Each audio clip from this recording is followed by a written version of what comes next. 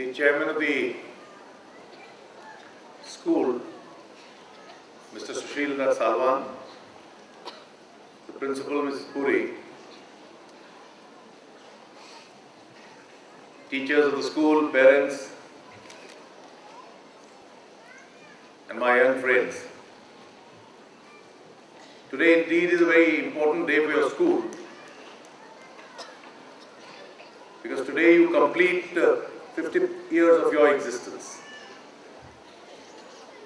And 50 years or half a century is almost a lifetime for an institution. And what perhaps was formed as only one institution at a time in 1953, where there were only a handful of good schools in Delhi, you have today evolved into an institution with about 11 schools in and around Delhi. Salwan School has been traditionally rated as amongst one of the best as far as academics are concerned. But the school has an important function in addition to inculcating a spirit of academic in you. A school, and particularly the teachers of the school, shape the personality. They shape the human mind. And they create a knowledge resource, which is perhaps one of India's greatest assets. When we look at the larger picture of our country, we look at various segments of our system, our economy, it is today being universally recognized that the greatest strength of India today is a very large knowledge resource that the Indian society has. And in each field where we are doing well globally, there is some relationship of that field with the knowledge resource. Whether it is information technology, or it is research and development, or it is pharmaceuticals, or it is technology, the key raw material and input for this is really the knowledge resource of the society. And it is therefore institutions of this kind which have a very major and a powerful role to play. For my young friends here,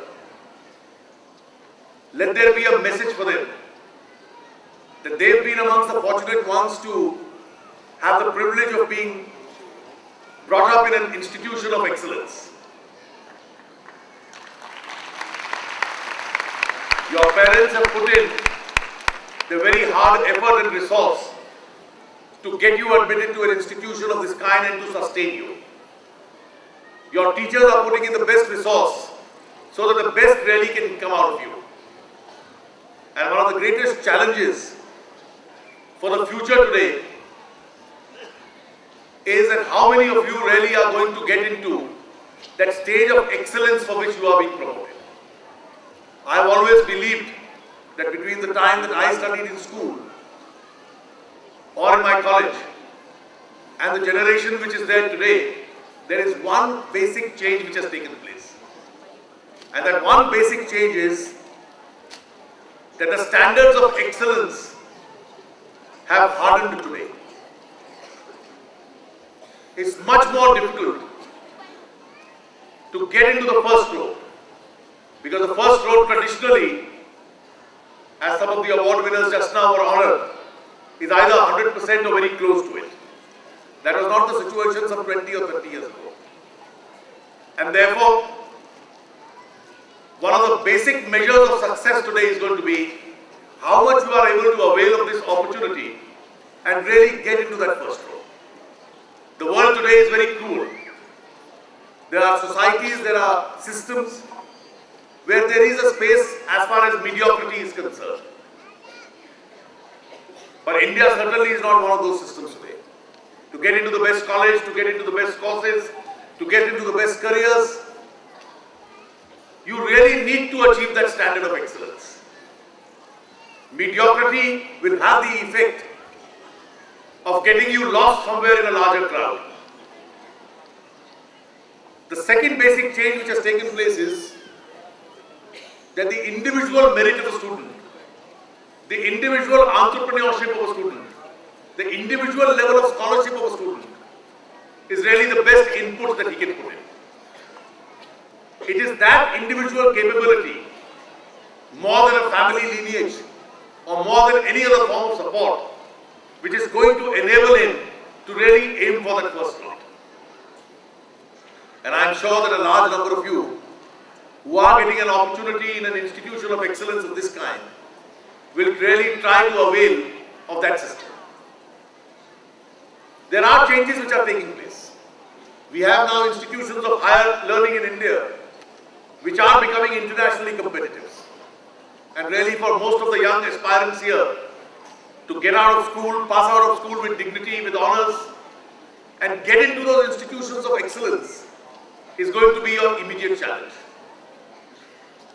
And if there is one fraternity which has the maximum role to play in this, and let me pay a tribute to them, are certainly your teachers.